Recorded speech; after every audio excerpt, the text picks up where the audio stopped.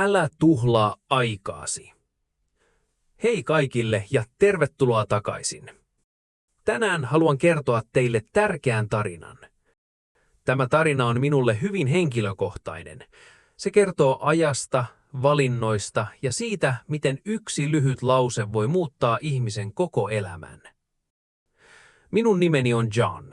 Olen nyt 78-vuotias mies. Kun katson elämääni taaksepäin, ymmärrän monia asioita, joita en ymmärtänyt nuorena. Nuorena ajattelin, että minulla oli loputtomasti aikaa. Ajattelin, että huominen tulee aina ja että voin aloittaa paremman elämän myöhemmin. Mutta elämä ei toimi niin. Aika kulkee koko ajan eteenpäin. Se ei pysähdy odottamaan meitä. Kun olin nuorempi, en ollut kovin vastuullinen. En välittänyt opiskelusta, kirjoista tai tulevaisuudesta. Vietin paljon aikaa pelaamalla pelejä, katsomalla turhia ohjelmia ja tekemällä asioita, jotka eivät auttaneet minua kasvamaan. Nauroin paljon ja minulla oli joskus hauskaa, mutta sisälläni en oppinut mitään tärkeää. En lukenut, en tehnyt työtä tavoitteideni eteen, en miettinyt, millainen elämä minulla voisi olla tulevaisuudessa. Jokainen päivä oli melkein samanlainen. Heräsin myöhään, käytin aikaani huonosti ja menin nukkumaan ilman, että olin tehnyt mitään merkityksellistä. En silloin huomannut sitä. Ajattelin vain, että elämä oli tällaista. Mutta oikeasti tuhlasin aikaani. Tuhlasin päiviä, viikkoja ja vuosia. En rakentanut mitään. En oppinut mitään. En tullut paremmaksi ihmiseksi. Eräänä päivänä setäni tuli käymään luonani. Hän oli hiljainen mies, mutta hänen sanonsa olivat usein viisaita. Hän istui viereeni eikä sanonut ensin mitään. Hän katsoi minua silmiin. Minä nauroin ja yritin puhua kevyesti, mutta hän ei naurannut takaisin. Sitten hän sanoi minulle vain yhden lyhyen lauseen. Älä tuhlaa aikaasi. Siinä kaikki. Hän ei pitänyt pitkää puhetta, hän ei selittänyt paljon, hän ei suuttunut minulle. Hän vain sanoi nuo sanat rauhallisesti ja lähti pian sen jälkeen. Mutta minä en pystynyt unohtamaan niitä sanoja. Ne jäivät mieleeni kuin laulu, joka soi uudestaan ja uudestaan. Aluksi en välittänyt. Ajattelin, että minulla oli vielä paljon aikaa. Ajattelin, että voin muuttua myöhemmin. Mutta päivien kuluessa aloin tuntea jotain erilaista. Aloin katsoa omaa elämääni rehellisesti. Kysyin itseltäni, mitä minä oikein teen? Mihin minun aikani menee? Rakennanko minä jotain vai tuhlaanko minä elämäni? Minulla ei ollut hyvää vastausta. Se teki minut surulliseksi. Ymmärsin, että olin käyttänyt paljon aikaa asioihin, jotka eivät antaneet minulle takaisin mitään. Halusin muuttua. Halusin käyttää aikani paremmin. En halunnut tuhota omaa elämääni hitaasti päivä päivältä. Siksi aloitin pienistä asioista. En yrittänyt muuttaa kaikkea yhdessä päivässä. Tein yksinkertaisen suunnitelman. Kirjoitin paperille 3 asiaa. Herää aikaisin, lue joka päivä ja kirjoita 1 ajatus. Tämä oli minun ensimmäinen suunnitelmani. Se ei ollut suuri suunnitelma, mutta se auttoi minua aloittamaan. Aikaisin herääminen ei ollut helppoa. Ensimmäinen viikko oli vaikea. Sänky tuntui lämpimältä ja mukavalta ja halusin nukkua pidempään. Mutta sanoin itselleni, ei, nouse ylös. Avasin ikkunan, katsoin taivaalle ja hengitin syvään. Aamun hiljaisuus tuntui uudelta. Mieleni oli rauhallisempi. Vähitellen aloin pitää aikaisista aamuista. Lukeminen oli myös suuri muutos. En ollut koskaan pitänyt kirjoista kovin paljon. Ajattelin, että lukeminen oli tylsää ja vaikeaa, mutta aloitin helpoista kirjoista. Luin vain 1 sivun päivässä. Sitten luin 2 sivua. Myöhemmin luin enemmän. Luin tarinoita, elämäkertoja ja kirjoja ihmisistä, jotka olivat muuttaneet elämänsä pienillä teoilla. Nuo tarinat antoivat minulle toivoa. Näin, että ihminen voi muuttua, vaikka alku olisi vaikea. Näin, että pienet askeleet voivat rakentaa paremman tulevaisuuden. Aloin ajatella, että ehkä minunkin elämäni voi muuttua. Kirjoittaminen oli minulle vaikeinta. En tiennyt, mitä minun pitäisi kirjoittaa. Ajatukseni olivat joskus epäselviä. Mutta päätin kirjoittaa joka päivä ainakin 1 pienen ajatuksen. Joskus kirjoitin unelmistani. Joskus kirjoitin peloistani. Joskus kirjoitin vain 1 lauseen. Mutta minä kirjoitin. Vähitellen nuo pienet tekstit auttoivat minua ymmärtämään itseäni paremmin. Viikkojen kuluessa aloin tuntea ylpeyttä. Elämäni oli edelleen yksinkertaista, mutta en enää seisonut paikallani. Olin liikkeessä. Päiväni eivät enää menneet täysin hukkaan. Opin uutta. Kasvoin hitaasti. En tunneta olevani eksyksissä. Minulla oli tarkoitus, minulla oli suunnitelma. Minulla oli syy nousta aamulla. Kaikki alkoi 1 hetkestä, 1 vierailusta ja 1 lauseesta. Älä tuhlaa aikaasi. Aloin myös puhua vähemmän ja kuunnella enemmän. Ennen halusin aina puhua. Halusin, että ihmiset kuuntelevat minua. Mutta nyt minä aloin kuunnella muita.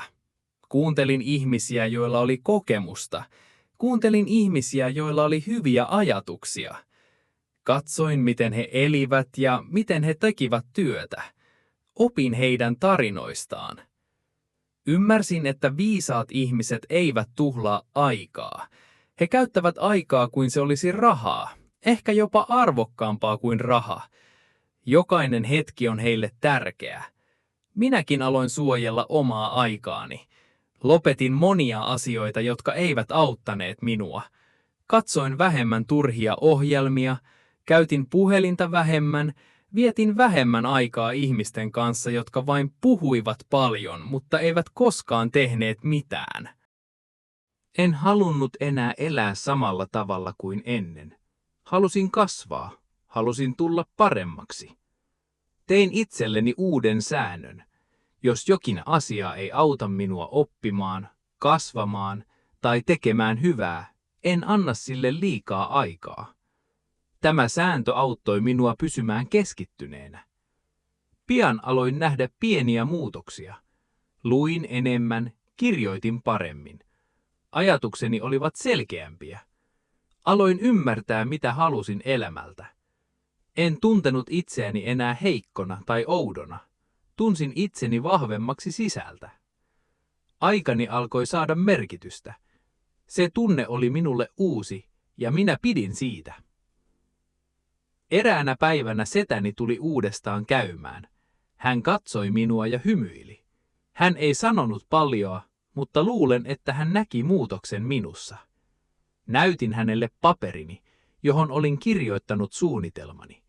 Kerroin hänelle, että olin alkanut herätä aikaisin, lukea ja kirjoittaa. Hän hymyili ja sanoi vain, hyvä. Tuo yksi sana teki minut onnelliseksi. Tiesin, että olin oikealla tiellä. Setäni sanat olivat auttaneet minua löytämään paremman suunnan elämälle. Mutta muutos ei ollut aina helppoa. Oli päiviä, jolloin olin väsynyt. Oli päiviä, jolloin en tuntenut itseäni vahvaksi. En halunnut lukea, en halunnut kirjoittaa. Tunsin oloni surulliseksi ja hitaaksi. Mutta silloin sanoin itselleni, jatka vielä, tee yksi pieni asia. Muistin setäni äänen. Muistin sanat, älä tuhlaa aikaasi. Niistä sanoista tuli minulle kuin valo pimeässä. Ne auttoivat minua nousemaan, kun halusin pysähtyä. Ne auttoivat minua yrittämään uudestaan, kun epäonnistuin. Tein myös listan unelmistani. Kirjoitin 5 asiaa, jotka halusin tehdä. Halusin lukea kokonaisen kirjan. Halusin oppia uuden taidon. Halusin puhua paremmin. Halusin auttaa jotakuta toista ihmistä. Halusin tuntea ylpeyttä siitä, mitä teen. Katsoin tätä listaa joka päivä. Se antoi minulle suunnan. Se antoi minulle syyn käyttää aikaani hyvin. Aloin myös auttaa muita ihmisiä. Näin, että monet ihmiset olivat samanlaisia kuin minä ennen. He tunsivat olevansa eksyksissä. He tuhlasivat aikaa, mutta eivät aina huomanneet sitä. Puhuin heille.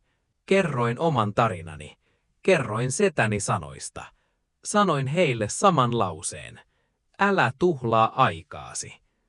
Jotkut kuuntelivat, jotkut nauroivat, mutta minä jatkoin jakamista, koska tiesin, että joskus yksi lause voi avata oven ihmisen mielessä. Yksi pieni ajatus voi aloittaa suuren muutoksen. Ajan kanssa tulin itsevarmemmaksi. Aloin tehdä uusia asioita. Liityin kurssille. Opin opettajilta. Tapasin ihmisiä, jotka halusivat kasvaa ja kehittyä. He auttoivat minua oppimaan nopeammin. Me jaoimme ajatuksia. Me opiskelimme yhdessä. Oikeiden ihmisten lähellä oleminen auttoi minua paljon. En tuntenut enää olevani yksin. Tunsin, että olin osa jotakin suurempaa. Nyt, kun katson taaksepäin, tunnen kiitollisuutta. Olen kiitollinen setäni sanoista. Olen kiitollinen siitä hetkestä, joka herätti minua ajattelemaan. Olen kiitollinen siitä, että päätin muuttua. Elämä ei ole aina helppoa, mutta kun käytämme aikamme hyvin, elämästä tulee parempaa. Meistä tulee vahvempia, meistä tulee viisaampia. Me tunnemme olevamme enemmän elossa. Haluan sinun tietävään yhden tärkeän asian. Sinun ei tarvitse olla täydellinen. Sinun ei tarvitse olla paras. Sinun tarvitsee vain yrittää. Yrittäminen riittää alussa. Monet ihmiset odottavat täydellistä hetkeä. He sanovat, aloitan huomenna, aloitan ensi viikolla, aloitan kun olen valmis. Mutta täydellinen hetki ei yleensä tule. Paras aika aloittaa on nyt. Vaikka et olisi valmis, aloita silti. Ota yksi pieni askel. Se pieni askel voi myöhemmin johtaa suureen muutokseen. Minä en ollut viisas, kun aloitin. En ollut vahva, en tiennyt paljon, mutta käytin sitä, mitä minulla oli. Minulla oli aikaa. Aika on ilmainen, mutta se on myös yksi arvokkaimmista asioista elämässä. Jos menetät rahaa, voit ehkä ansaita sitä uudestaan, mutta jos menetät aikaa, et voi saada sitä takaisin. Kun aika on mennyt, se on poissa ikuisesti. Siksi minä suojelen aikaani nyt. En anna ihmisten tai turhien asioiden viedä sitä helposti. Opin myös nauttimaan yksinkertaisista asioista. En tarvinnut kallista elämää. En tarvinnut pitkiä matkoja tai suuria ostoksia. Löysin iloa oppimisesta. Olin onnellinen, kun luin yhden hyvän sivun. Hymyilin, kun kirjoitin yhden selkeän lauseen. Tunsin ylpeyttä, kun autoin ystävää. Nämä pienet asiat antoivat minulle rauhaa. Ne antoivat elämälleni merkitystä. Ne auttoivat minua pysymään oikealla tiellä. Kaikki eivät ymmärtäneet muutostani. Jotkut ihmiset nauroivat minulle.